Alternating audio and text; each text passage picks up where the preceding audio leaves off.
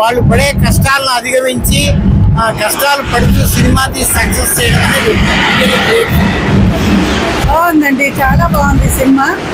యూత్ని ఎంకరేజ్ చేయాలి, అందుకని ఇది చూడడానికి వచ్చాం. కాకపోతే మా ఏజ్ వాళ్ళకి కాకపోయినా పిల్లలు ఎంకరేజ్ చేయాలి, ఇంకా వాళ్ళు మంచి సినిమాలు తీయాలనే ఒక ఉద్దేశంతో చూడడానికి వచ్చాము.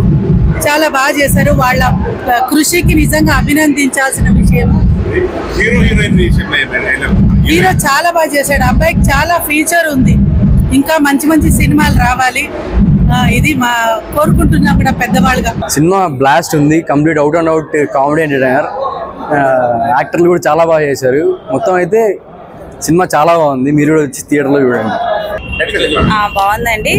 కొన్ని సీన్స్ అంటే కొంచెం అంటే కొన్ని వర్డ్స్ లాగ్ అనిపించినా కూడా ఓకే, సినిమా అయితే బాగానే ఉంది. ఇంటర్వెల్ కానీ నాకు అర్థమైంది, అంటే ఓకే 3 క్యారెక్టర్స్ కంబైన్ చేసి పిక్చర్ తీస్తున్నారు అనే విషయం నాకు ఇంటర్వెల్లో అర్థమైందండి. ఓకే, సినిమా అయితే బాగుంది. హాయ్ అండి, నా పేరు Vidyasagar, I'm from Anantapur. Hero కొంచెం హట్కే ప్రీమియర్ అయింది, రెస్పాన్స్ వాజ్ వెరీ పాజిటివ్. ఖచ్చితంగా అనంతపూర్లో అంతా వచ్చి చూడాలా, ఖచ్చితంగా ట్రిప్ అవుతారు. నేను క్రాంతి అనే ఒక క్యారెక్టర్ చేశానండి. నేను ఈ మూవీకి ప్రొడక్షన్ డిజైన్ చేశాను అనమాట. ఈ మూవీ మేమంతా మోస్ట్ ఆఫ్ ది షూటింగ్ అంతా అనంతపూర్లోనే చేసాము.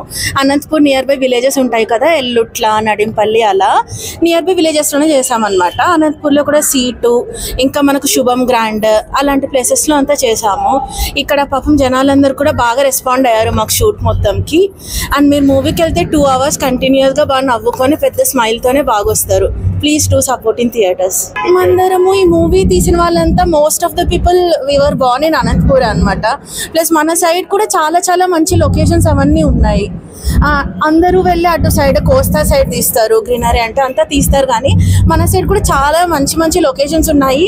అండ్ ఎక్కడ మూవీస్లో ఎక్స్ప్లోర్ చేయని లొకేషన్స్ కూడా చాలా ఉన్నాయి అనమాట. సో ఇక్కడ కూడా మనం ఒక మంచి సినిమా తీసి దానికన్నా బెటర్గా తీయచ్చు అని మా ఒపీనియన్. అందుకనే మన చుట్టూ ఉన్న లొకేషన్స్లోనే తీసామన్నమాట. ప్లస్ మన నేటివిటీ కూడా బయట అంత ఎక్కువగా చూపించలేదు బయట ఎక్కడ. సో మీరు గమనించినట్టయితే మూవీలో డైలాగ్స్ అవన్నీ కూడా మన నేటివిటీకి చాలా దగ్గరలో ఉంటుంది. 60% ఆఫ్ కాస్ట్ క్రూ మొత్తం అనంతపూర్ వాళ్ళే, 40% అటు సైడ్ నుంచి ఉన్నారనమాట. సినిమాటోగ్రాఫర్, ఎడిటర్ అందరూ అనంతపూర్ వాళ్ళే, డైరెక్టర్ అనంతపూర్ వాళ్ళే. స్టోరీ ఏంటంటే ఒక 4 పీపుల్ ఉంటారనమాట. వాళ్ళందరూ డిఫరెంట్ లొకాలిటీస్ నుంచి ఉంటారు. వాళ్ళందరూ ఎలా మీట్ అవుతారు, ఎలా సినిమా తీస్తారు, అసలు సినిమా తీస్తారా లేదా, అది ఎలా ఉంటుంది అన్నది మన మూవీ స్టోరీ. నా పేరు రాము, నేను క్రూ మెంబర్. దీంట్లో చాలా వర్క్స్ చేశాను అనమాట. At the same time acting కూడా చేశాను. కొంచెం హట్కే సినిమా మోస్ట్ ఆఫ్ ది అనంతపూర్ లొకేషన్స్లోనే తీశారు. ఈ సినిమా వస్తే అందరూ ఖచ్చితంగా నవ్వుకొని పోతారు అంతా. ఖచ్చితంగా అందరికీ యూత్ ఎంటర్టైనర్, ఫ్యామిలీస్తో వచ్చినా బాగా ఎంజాయ్ చేస్తారు ప్రతి ఒక్కరు.